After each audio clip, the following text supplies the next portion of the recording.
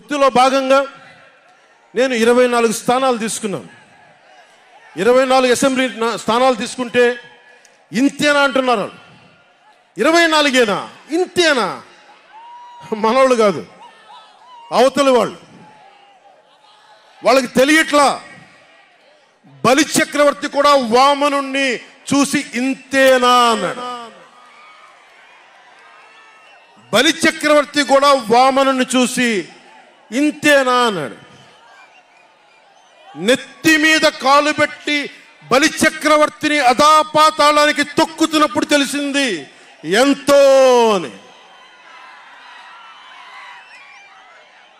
ఇంతింతై వటుడింతై నభో వీధిపై నంతై తోయిద మండలాగ్రమునకంతై వామనవతారాన్ని చూపిస్తుంది జనసేన.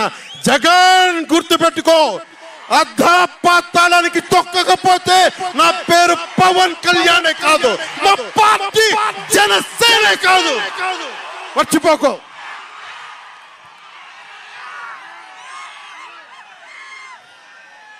రేపు ఎన్నికలైనప్పుడు వైసీపీ వాళ్ళకి తెలుస్తోంది మనం ఎంతో. నెత్తి మీద కాలేసి తొక్కుతాం కదా, అప్పుడు అర్థమవుతుంది మేమేంటో. జగన్ జనసేన ఒక్క సీటు గెలిస్తేనే, జనసేన ఒక్క సీటు గెలిస్తేనే నేను రాజమండ్రి రోడ్ల పర్యవేక్షణకి వస్తానని అంటేనే రాత్రికి రాత్రి 10th క్లాస్ విద్యార్థిలాగా, 10th క్లాస్ చదువుకునే విద్యార్థిలాగా రాత్రికి రాత్రి రోడ్లు వేశారు.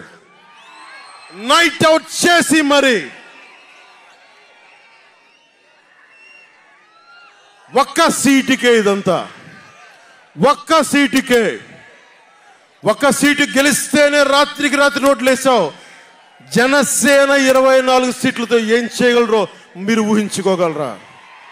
వ్యూహం నాకు వదలండి, నన్ను నమ్మండి. 24 ఏంటి అని అంటా ఉన్నారు.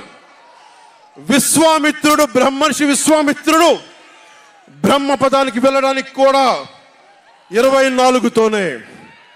గాయత్రి మంత్రం 24 అక్షరాలు. అంకెలు లెక్క పెట్టదని చెప్పండి ఎవరిని, అంకెలు లెక్క పెట్టదని చెప్పండి ఎవరిని. పవన్ కళ్యాణ్ వంక కూడా చూడలేరని చెప్పండి. జనసేన మీద కన్నెత్తి కూడా చూడలేరని చెప్పండి.